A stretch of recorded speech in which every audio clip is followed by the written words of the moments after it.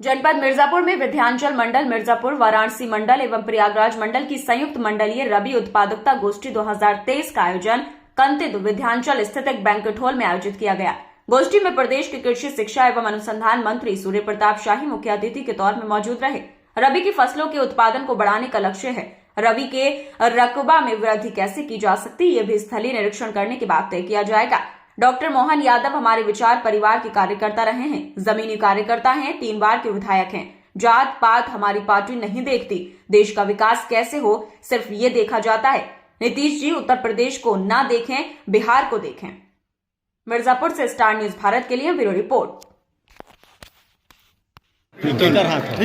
रबी के फसलों के उत्पादन का हमारा लक्ष्य है और जो रबी का रकबा है वह 130 लाख मीट्रिक टन से ऊपर किए जाने का लक्ष्य है। सूरज जरा सा हाथ है दृष्टि से ये हमारी सूरज जरा सा मंडलीय उत्पादकता गोष्ठियों का आयोजन विभिन्न मंडलों के भीतर किया गया है।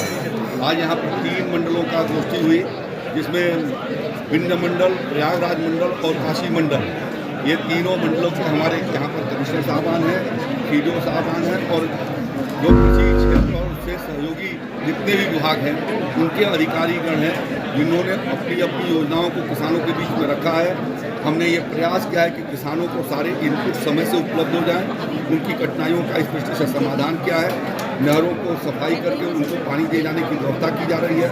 जहाँ नहीं हुआ है उनको ठीक प्रकार से व्यवस्था कर दी जाएगी और इसी के साथ साथ बिजली की व्यवस्था को सुनिश्चित की गई है, जिससे राजकीय नलकूप और निजी नलकूप ठीक प्रकार से चलाए जा सके।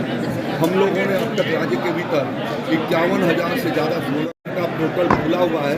50% अनुदान पर किसान भाई जो भी कृषि यंत्र अधिसूचित हैं, यदि उनको 14 तारीख तक यदि वो पोर्टल पर एप्लीकेशन डालता है तो जिलावार उनकी लॉटरी निकाली जाएगी और जो लॉटरी में आएंगे उनको वो उपलब्ध कराई जाएगी।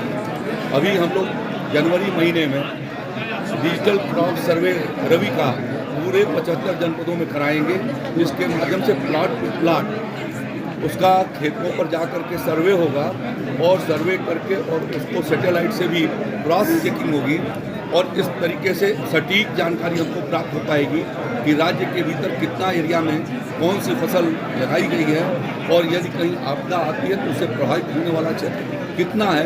इन सब चीज़ों की जानकारी जो है एक ग्राफ में 2 बार उनकी हम सर्वे कराएंगे, जिसके माध्यम से ये सारी चीज़ें जानकारी हो सकेंगी। अच्छा, मंत्री जी बताएं कि डॉक्टर मोहन यादव एमपी में आए हैं तो यूपी की राजनीति में उसका कितना असर पड़ेगा, क्या असर पड़ेगा? देखिए, डॉक्टर मोहन यादव एक बीजेपी के कार्यकर्ता हैं और उनको ग्राउंड लेवल से अब की बार 3री बार वो विधायक चुने गए हैं और उसके पहले भी हमारे विचार परिवार के रूप में उन्होंने काम किया हुआ है।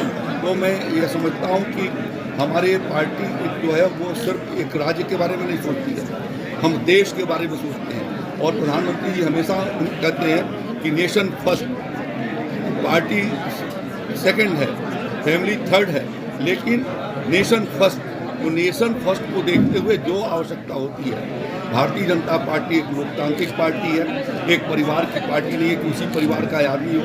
समाज के सभी लोगों का प्रतिनिधित्व करते हुए नेतृत्व देने वाली पार्टी भारतीय जनता पार्टी है और उस प्रकार से जैसी आवश्यकता होती है। इम्पैक्ट क्या मंत्री जी, इम्पैक्ट क्या पड़ेगा भारतीय यहाँ यूपी की राजनीति में? इम्पैक्ट क्या रहेगा?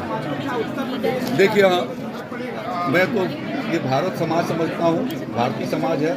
मीडिया का नज़रिया है कि ये यादव है तो ये मुस्लिम है तो ये कुर्मी है तो ये फला है। मैं मीडिया से प्रार्थना करना चाहता हूँ कि हमारा एक देश और एक जन, इस भाव से आप सोचिए और एक कार्यकर्ता के नाते हर कार्यकर्ता के अच्छे काम का परिणाम हर राज्य के ऊपर प्रभाव पड़ता है, तो उनका भी प्रभाव पड़ेगा और दूसरे राज्यों के तो छत्तीसगढ़ के साथ है। मंत्री 2024 के चुनाव के पहले नीतीश का होने जा रहा है, क्या मतलब वो बिहार में रैली करें और अपने साथियों